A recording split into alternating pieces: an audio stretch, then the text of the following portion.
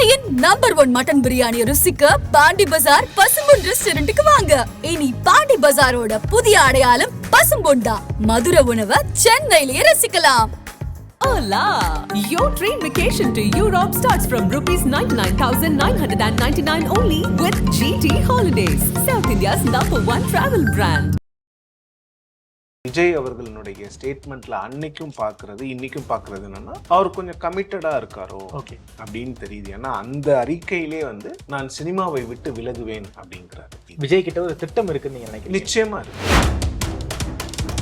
கட்சியினுடைய கொடியை அறிமுகப்படுத்தியாச்சு, பாடல் அறிமுகப்படுத்தியாச்சு. அதன் பிறகு வந்து மாநாட்டுல வந்து கொள்கை அறிவிக்கப்படும் சொல்றாங்க. சோ கொள்கைகள் வந்து எப்படி இருக்குதுன்னு பார்க்கணும். அதற்கான விமர்சனங்கள் வரும். இன்னொன்னு பாத்தீங்கன்னா விஜய் அவர்கள் வந்து விமர்சனங்களையும் ஓரளவுக்கு ஏற்றுக்கொள்வதாக நான் பார்க்கிறேன். எப்படின்னு பாத்தீங்கன்னா சீமான் கிட்ட இருந்து விஜய் கற்றுக்கொள்ள வேண்டிய விஷயங்கள் நிறைய இருக்கு. அலையன்ஸ்கே போகக்கூடாது. இருக்கிற கட்சிகளை விட நான் மாற்று, இந்த கட்சிகள் செய்த தவறை நான் செய்ய மாட்டேன் அப்படின்னு நீங்க சொல்லும் பொழுது எந்த கட்சி தவறு செஞ்சது நீங்க அரசியலுக்கு வந்தீங்களோ அந்த கட்சியோடவே கூட்டணி வைத்தால் மக்கள் எப்படி உங்களை நம்புவாங்க? லைக் எல்லாருடைய ஓட் பேங்க்லயுமே விஜய் வந்து கொஞ்சம் ஓரளவுக்கு டென்ட் பண்ணுவாருன்னு நினைக்கிறேன். ஓகே, நிச்சயமா இருக்கும். திமுகவது இருக்கும். நாம் தமிழரோட ஓட்டை டென்ட் பண்ணலாம். ஏன்னா இந்த அரசியல் கடத்துல விஜய் என்ன சார் தவறு செஞ்சிடக்கூடாது? லைக் ரஜினிகாந்த் பண்ண மாதிரி அந்த இன்டிசிசிவான ஒரு முடிவு எடுக்காம அந்த முடிவை வந்து கடத்திக்கிட்டே போகக்கூடாது. இன்னொரு விஷயம் வந்து விஜயகாந்த், கமல் போன்றவர்கள் செய்த அந்த கூட்டணி தவறை விஜய் செய்யக்கூடாது. ஆதம் தமிழ் நேயர்களுக்கு அன்பு வணக்கம். இன்று நம்மோடு மூத்த பத்திரிகையாளர் திருமதி சிவப்பிரியா வந்துள்ளார். வணக்கம். விஜய் அரசியல் கட்சி கொடியையும் அதே போல கொடிப்பாலையும் அதிகாரப்பூர்வமா ரிலீஸ் பண்ணியிருக்காரு. இதே வருஷம் பிப்ரவரி மாதம் கட்சி பேரை ட்விட்டர்ல ரிலீஸ் பண்ணாரு. இப்போ கொடி, பாடல், மாநாடு வேற வரப்போகுது. இதெல்லாம் வச்சு பார்க்கும்போது ஒரு சினிமா அப்டேட் மாதிரி இருக்கு சார். டைட்டில் ரிலீஸ் பண்றது, டீசர், அதுக்கப்புறம் வந்து ட்ரெய்லர், அதுக்கப்புறம் மெயின் பிக்சர், இதெல்லாம் வச்சு பார்க்கும்போது சினிமா பாணி அப்படியே அரசியலுக்கும் விஜய் கொண்டு வராரா என்ன? இது எனக்கு ஒன்றும் ஒரு பெரிய சினிமா பாணி மாதிரி தெரியல. லைக் அவர் ஸ்டெப் பை ஸ்டெப்பா போறாங்க. பட் திமுகவோ இல்லை அதிமுகவோ தொடங்கும் பொழுது நாம இருந்திருந்து பார்த்துருந்தோம்னா லைக் இப்படி ஒரு ட்ராமாட்டிக்கா இருந்திருக்காது. பட் அவங்களுக்கும் வந்து ஒரு ஸ்டேஜ் பை ஸ்டேஜ் தான் எல்லாருமே வந்திருப்பாங்க. 72 எம்ஜிஆர் அவர்கள் திமுகவிலிருந்து நீக்கப்பட்ட பொழுது கூட அந்த கட்சி நான் என்னுடைய முடிவை அறிவிப்பேன்னு ஒரு நாள் சொல்றாரு. 4 நாள் கழிச்சு வந்து கட்சி ஆரம்பிக்கப்படும் சொல்றாரு. அந்த கட்சி அண்ணாவின் பெயரை கொண்டிருக்கும் சொல்றாரு. அதுக்கப்புறம் ஒரு மாநாடு நடக்கும். திரு சிரஞ்சீவி அவர்கள் வந்து ஆந்திராவில் 2008ஆம் ஆண்டு கட்சி ஆரம்பித்த பொழுதும் கூட ஒரு ப்ரெஸ் கான்ஃபரன்ஸ்ல கூப்பிட்டு கட்சி ஆரம்பிக்கிறேன்னு சொல்லிட்டு அதன் பிறகு மாநாட்டில தான் அவர் கட்சியினுடைய பெயரையே அறிவிச்சார். ஆனா விஜய் அப்படி இல்லை. தமிழக வெற்றி கழகம் அப்படிங்கிற ஒரு பெயரை அறிவித்து விட்டு அவர் அந்த அறிக்கையை நீங்க படிச்சு பார்த்தாலே தெரியும். என்னோட சினிமா கமிட்மெண்ட்ஸ் கொஞ்சம் இருக்கு. அது மட்டும் இல்லாம ஒரு ஃபண்டமெண்டல் பொலிட்டிக்கல் சேஞ்ச், ஒரு அடிப்படை அரசியல் மாற்றம் வேணும்னு சொல்லியிருக்காரு. இன்னொன்னு அதுல ரொம்ப குறிப்பிடத்தகுந்த விஷயமா நான் விஜய் அவர்களுடைய ஸ்டேட்மெண்ட்ல அன்னைக்கும் பாக்குறது இன்னைக்கும் பாக்குறது என்னன்னா அவர் கொஞ்சம் கமிட்டடா இருக்காரோ அப்படின்னு தெரியுது. ஏன்னா அந்த அறிக்கையிலே வந்து நான் சினிமாவை விட்டு விலகுவேன் அப்படிங்கிறாரு. ஸோ இப்ப வர்ற ரிப்போர்ட்ஸை வச்சு பார்க்கும் பொழுது கிட்டத்தட்ட 2025 பிப்ரவரிக்குள்ள அவரோட ஃபிலிம் கமிட்மெண்ட்ஸ் எல்லாம் முடிச்சிருவாரு. இப்போ கோட் வெளிவர போது, அதன் பிறகு ஒரு படம் இருக்கு, பிப்ரவரிக்குள்ள முடிச்சிருவாரு. ஸோ அதுக்கப்புறம் 1.5 வருடம் தேர்தலுக்கு இருக்குது. அதுதான் விஜயோட பிளானா தெரியும். அப்படி பார்க்கும்போது ஒரு டெஃபினிட்டிவ் பிளானோட ஒரு கமிட்மெண்ட் இருக்கிற மாதிரி எனக்கு தெரியும். விஜய் கிட்ட ஒரு திட்டம் இருக்குன்னு நீங்க நினைக்கிறீங்க? நிச்சயமா இருக்கு. ஏன்னா நான் எதை வச்சு சொல்றேன்னா திரு கமலஹாசன் கட்சி ஆரம்பிக்கும் பொழுது அவருடைய திட்டம் இப்படி இருந்துச்சு. இப்படி என்ன பண்ணணும் அப்படிங்கிற ஒரு விஷயங்கள் இருந்தாலும் கூட ஒரு கட்சி கொடி அப்படிங்கிறதோ இல்லை பாடல் அது போன்ற விஷயங்கள்லாம் கமலஹாசன் அவர்களுடைய லான்ச்ல இல்லைனாலும் கூட அவர் பார்க்கும்போது லைக் இன்னைக்கு எப்படி இருக்காங்க, ஒரு கமிட்மெண்ட் இல்லாத ஒரு சிச்சுவேஷன்ல தான் கமல்ஹாசன் அவர்கள் இருக்கிறாரு. யாரை எதிர்த்து கட்சி ஆரம்பிக்கப்பட்டது அவர்களுடனே கூட்டணி வைக்கின்ற அளவிற்கு கமல்ஹாசன் அவர்கள் 4.5 ஆண்டுகளிலே தள்ளப்பட்டு விட்டார். விஜயகாந்துக்குனால அது வந்து கிட்டத்தட்ட கொஞ்ச நாள் ஆச்சு, 6 வருடம் 7 வருடம் ஆச்சு. இன்னொன்னு என்னன்னா விஜயகாந்த் அவர்களை வந்து பல பேர் வந்து கோட் பண்ணாங்க. அதாவது விஜயகாந்துடன் கூட்டணி வைக்க வேண்டும் என்று பல திராவிட கட்சிகள் விரும்பியது. கலைஞரே சொன்னாரே சார். நிச்சயமா அது 16ல சொன்னாங்க. 11லயே ஜெயலலிதா அவர்களுக்கு வந்து அழுத்தம் கொடுக்கப்பட்டது. அதாவது விஜயகாந்த் இல்லாம நீங்க எலெக்ஷனுக்கு போகாதீங்க தயவு செஞ்சு. விஜயகாந்த் வந்து ஒரு ஆல்டர்னேட்டிவ் ஃபோர்ஸ். அந்த ஆல்டர்னேட்டிவ் ஃபோர்ஸை நாம வந்து டேப் பண்ணிக்கணும் அப்படின்னு சோ ராமசாமி போன்றவர்கள் சொன்னாங்க. ஸோ பட் விஜய் கிட்ட ஒரு கமிட்மெண்ட் இருக்குது.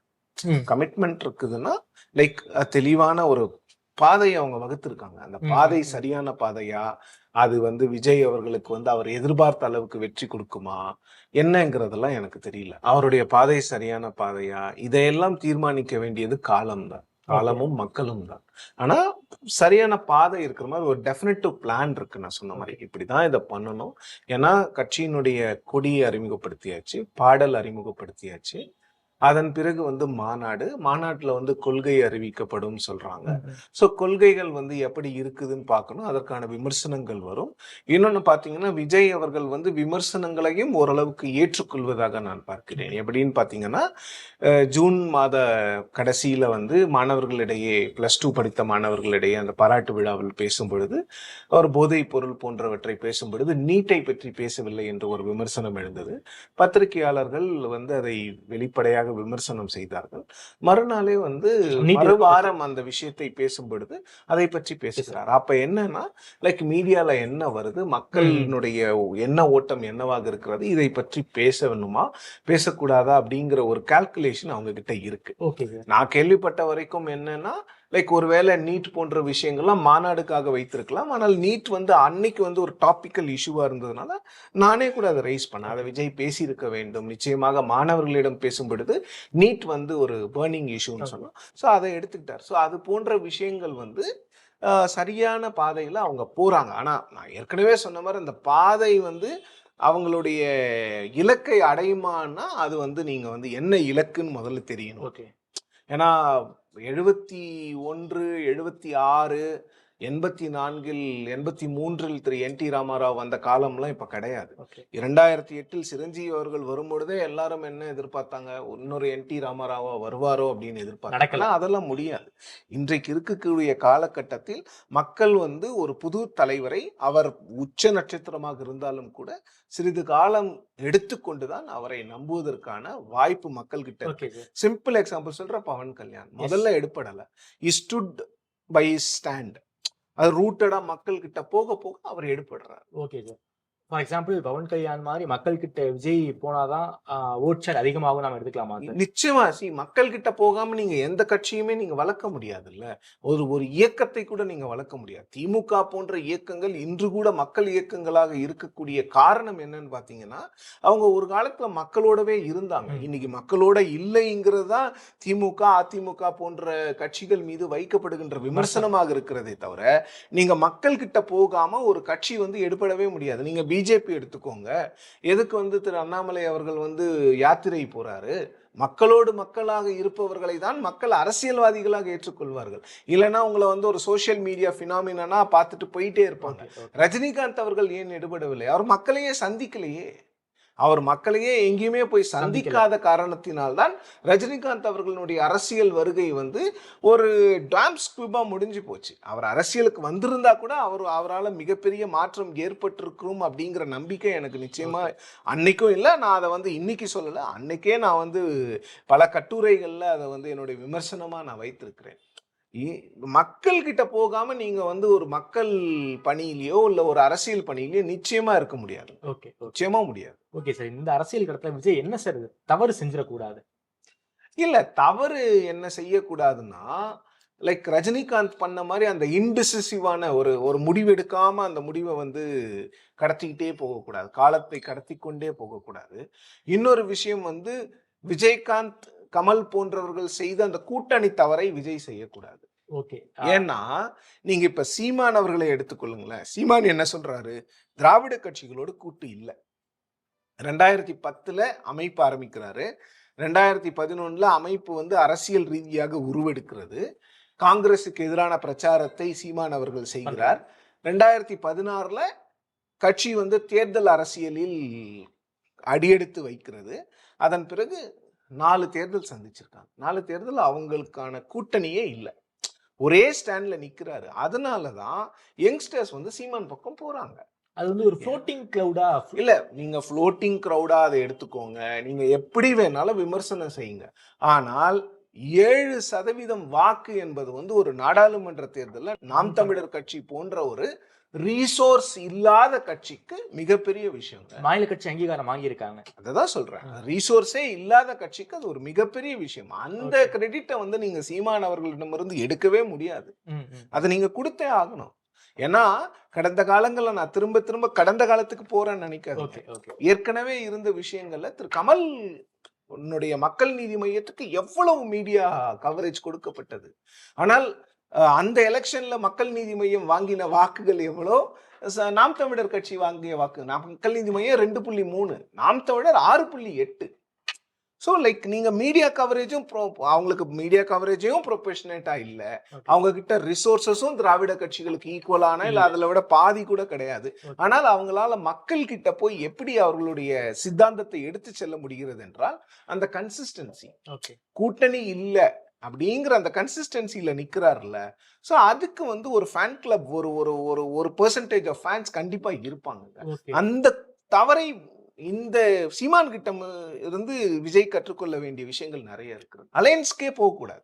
விஜயகாந்த் செய்த தவறும் அதுதான். ஏன்னா நீங்க என்ன சொல்லிட்டு வரீங்க, இப்ப இருக்கிற கட்சி இல்ல 2 பேருன்னு எடுத்துக்காதுங்க, இப்ப இருக்கிற கட்சிகளை விட நான் மாற்று, இந்த கட்சிகள் செய்த தவறை நான் செய்ய மாட்டேன் அப்படின்னு நீங்க சொல்லும் பொழுது எந்த கட்சி தவறு செஞ்சது நீங்க அரசியலுக்கு வந்தீங்களோ அந்த கட்சியோடவே கூட்டணி வைத்தால் மக்கள் எப்படி உங்களை நம்புவாங்க? அப்ப மக்களினுடைய நம்பிக்கையை நீங்க சுக்குநூறாக்குறீங்கன்னு தானே அர்த்தம். அதனாலதான் நான் என்ன சொல்றேன்னா, இப்போ நிறைய சோசியல் மீடியால ஃப்ளோட் ஆகுது இல்ல, ஏடிஎம்கேவோட விஜய் கூட்டணி வைப்பாரு, இவங்களோட வைப்பாருன்னு. விஜய் யாரோடய வைக்க கூடாது, வைக்கவும் மாட்டாரு. சீமான் கூடவும் சேர்த்தா சார்? சீமான் வந்து நீங்க அதை ரூல் அவுட் பண்ண முடியாதுங்க. ஆனா விஜயும் சீமானும் சேர்ந்தால் அது சீமானுக்கு வந்து ஒரு டிமோஷனா தான் பார்க்க முடியும். எப்படி சார்? ஏன்னா நீங்க பாத்தீங்கன்னா விஜய் அவர்கள் வந்து இப்போ ஒரு தேர்தல்ல விஜய் அவர்கள் வந்து சீமான் கட்சியை விட அதிகமா வாக்கு வாங்கிட்டு அதன் பிறகு ஓகே தம்பியும் நானும் சேர்ந்தா எங்களால ஓரளவுக்கு மாற்றம் கொண்டு வர முடியும், சீமான் அவர்களும் விஜய் அவர்களும் சேர்வது வேறு. அவர் விஜயோடைய பொலிட்டிக்கல் இதுவை டெஸ்ட் பண்ணாமலே அவங்க 2 பேரும் சேர்றது வந்து அது சரியான ஒரு முடிவா எனக்கு தெரியல. ஏன்னா யாருக்கு எவ்வளவு வாக்கு சதவீதம் இருக்குன்னு தெரியாம, ஸோ லைக் சீமான் அவர்களுக்கு இருக்கக்கூடிய அந்த ஓட் அந்த பெர்சன்டேஜ் இருக்குல்ல, அது ஓட்டு போடுறவங்க இருக்காங்கல்ல, அங்க எல்லாமே யங்ஸ்டர்ஸ். ஆமா, எல்லாமே யங்ஸ்டர்ஸ். விஜய் கிட்ட இருக்கிறவங்க யங்ஸ்டர்ஸ் தானே சார்? விஜய் கிட்ட இருக்கிறவங்க யங்ஸ்டர்ஸ், பர்டிகுலரா விஜய் கிட்ட வந்து விமன் ஓட்டர்ஸ் நிறைய பேர் இருக்காங்க. விமன், அந்த யங் பீப்புள்ல விமன் வந்து லைக் விஜய் அவர்களை ஸ்கிரீன்ல பார்த்ததும் சரி. ஸோ லைக் இப்போதைக்கு நீங்க ஸ்கிரீன்ல பார்த்ததை வச்சுதான் நீங்க பேச முடியும் விஜய். ஏன்னா ஒரு சோசியல் இஷ்யூக்கு பெருசா டிமானிட்டைசேஷனை எதிர்த்திருக்காருன்னா இல்லைன்னு சொல்ல, நீட்டை எதிர்த்திருக்காரு இல்லைன்னு சொல்ல, துப்பாக்கி சூடு இது போன்ற விஷயங்கள் எதிர்த்து. ஆனா கடந்த ஒரு 2-3 வருஷமா ஒரு கேப் இருக்கு விஜய் கிட்ட வந்து அரசியல்ல. ஸோ இப்ப என்ன பேச போறாருங்கிறதையும் பார்த்துட்டு அந்த ஃபேன் பேஸ் வந்து அதிகரிக்கலாம். ஆனால் அந்த கூட்டணி அப்படிங்கிறது வந்து இப்ப பேசவே மாட்டாங்க யாருமே, இன்னும் கட்சியே ஆரம்பிக்கல, இன்னும் ஒரு மாநாடே நடத்தல, அதுக்குள்ள கூட்டணி அப்படிங்கிறது இதெல்லாம் ஊடகங்களுடைய விவாத பொருளாக தான் இருக்குமே தவிர ஒரு கட்சி ஆரம்பிக்கிறவங்களுக்கு வந்து முதல்ல தன்னோட கட்சியினுடைய இண்டிவிஜுவல் கெப்பாசிட்டி என்ன, ஸ்ட்ரென்த் என்னன்னு தெரிஞ்சுக்கணும்னு ஆவல் இருக்கும் இல்ல. Okay sir. குறிப்பா ஏடிஎம்கே கொஞ்சம் வீக்கா, அவங்களுடைய ஓட்சா ரொம்ப குறைஞ்சிருக்கு, கொஞ்சம் வீக்கா இருப்பதாக தெரியுது. நிறைய அதை பத்தி நாம பேசியிருக்கோம். ஸோ அந்த அந்த ஒரு ஸ்டாக்னன்ட் ஏடிஎம்கே ஸ்டாக்னன்ட்டை விஜய் யூஸ் பண்ணிப்பாரா சார்? இல்ல விஜய் வந்து நீங்க பாத்தீங்கன்னா முதல்ல அவர் கொள்கை என்ன சொல்ல போறாரு, எனக்கு தெரிஞ்ச ஒரு திராவிட கொள்கையில் தான் விஜய் பயணிப்பார். திராவிட கொள்கையும் தமிழ் தேசியமும் சேர்ந்த ஒரு கொள்கையாக தான் இருக்கும். எனக்கு தெரிஞ்சு அப்படிதான் விஜய் பயணிக்கிற மாதிரி தெரியுது. ஏன்னா நீங்க அந்த பாடல்களை பார்த்தீங்கன்னா 3 எழுத்து மந்திரத்தை மீண்டும் ஒலிக்கும் நேரம் வந்து விட்டது அப்படிங்கிற மாதிரிலாம் வரிகள் வருது. 3 எழுத்து வந்து தமிழ்நாட்டில் 3 எழுத்து மந்திரமாக இருந்தது வந்து பல விஷயங்கள் இருக்கு. திமுக இருக்கு, எம்ஜிஆர் இருக்காரு, அண்ணாதுரை அவர்கள் இருக்காங்க. ஸோ லைக் நீங்க அதை திமுகவாகவும் எடுத்துக்கலாம், எம்ஜிஆர் அவர்களாகவும் எடுத்துக்கலாம், அண்ணா அவர்களாகவும் எடுத்துக்கலாம். நீங்க எப்படி எடுத்துக்கிறீங்கிற பொருள் தான் இருக்கு. அந்த பாடல்ல வந்து லைக் வந்து ஒரு விஜய வந்து ஒரு லார்ஜர் தேன் லைஃப் ஹீரோவா தான் போர்ட்ரே பண்றாங்க. அது இப்போ சினிமால மட்டும் இல்ல, சினிமாக்கு சம்பந்தம் இல்லாத அரசியல்வாதிகளையே தமிழ்நாட்டில் அப்படித்தானே லார்ஜர் தேன் லைஃப் இமேஜா தானே நீங்க போர்ட்ரே பண்றீங்க. எல்லாருக்குமே வந்து அது போன்ற விஷயங்கள் தான் நடந்து கொண்டிருக்கிறது. ஸோ லைக் எல்லாருடைய ஓட் பேங்க்லயுமே விஜய் வந்து கொஞ்சம் ஓரளவுக்கு டென்ட் பண்ணுவாருன்னு நினைக்கிறேன். Okay sir. திமுகவுக்கு இருக்குமா சார்?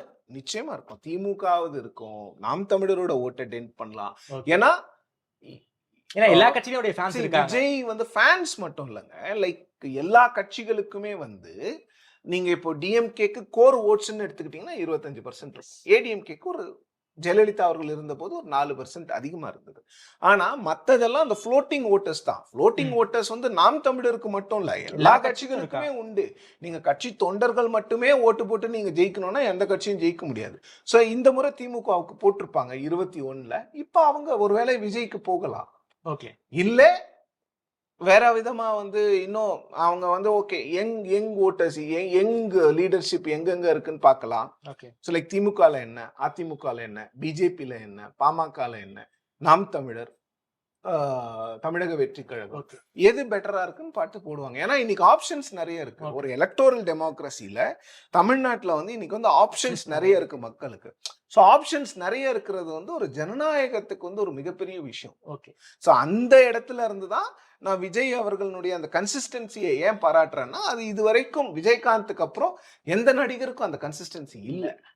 எம்ஜிஆர் அவர்களுக்கு பிறகு கட்சி ஆரம்பித்த எந்த நடிகருக்குமே கன்சிஸ்டன்சி இல்லை விஜயகாந்த் அவர்கள் வரைக்கும். ஜெயலலிதா அவர்கள் வந்து முழுக்க ஒரு நடிகராக இருந்து மட்டும் வரவில்லை. அவங்க வந்து எம்ஜிஆரோட பயணிச்சிருக்காங்க.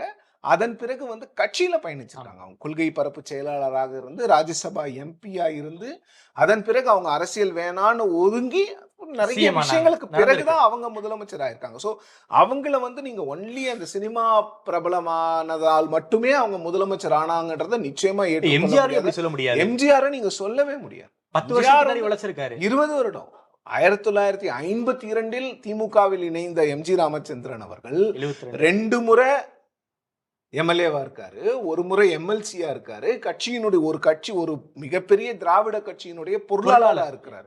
ஸோ எம்ஜிஆர் இந்தியாவிலேங்க உலகத்திலேயே எடுத்துக்கிட்டீங்கன்னா நடிகராக மட்டுமே இருந்து முதலமைச்சரானவர் என்.டி. ராமாராவ் மட்டும்தான், வேற யாருமே கிடையாது. மற்றவங்க எல்லாம் உழைச்சாங்க அந்த பதவிக்காக.